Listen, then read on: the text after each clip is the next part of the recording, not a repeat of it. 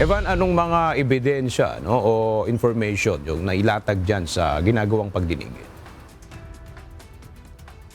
Aga papel ng witness na patotohanan na walang nangyaring konstruksyon doon sa lokasyon kung saan mayroon umanong flood control project si dating Senador Ramon Bong Revilla Jr. sa Pandi, Bulacan.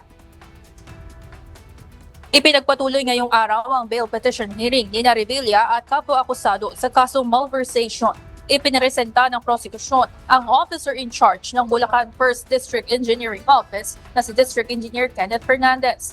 Tinanong ng abogado ni Revilla kung mayroon bang pinirmahan si Revilla na makakapagpatunay na siya ang proponent o siya ang nag-endorso ng proyekto. Mismong si Associate Justice Moreno rin na nagtanong kung nakita ba ng testigo ang pirma ng dating senador sa kahit anong records na hawak nito. Sagot ng testigo, hindi niya nakita ang pirma ni Senator Ramon Bong Revilla Jr. sa mga dokumento.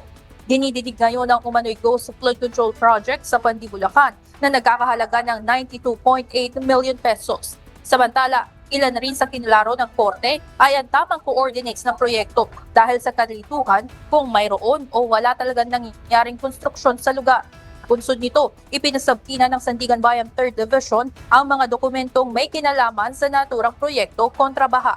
Kasama rin sa sinabkina ang mga dokumento ng isa pang katabing flood control project dahil ayon sa witness, may mga kumpletong istruktura sa tabi ng site ng dinidinig na Ghost Flood Control Project. Ayon kay Justice Moreno, sa pamamagitan nito malalaman kung totoo ba na ang pinagbasihan o kung mabibigyan inaw na ang pinagbasihan ng pagkakaso kay dating Senador Revilla at mga kapwa-akusado ay tunay na isang Ghost Flood Control Project. Yan muna ang update mula dito sa Sandigan Bayan. Balik sa ito dyan. Maraming salamat, Ivan Alvarez.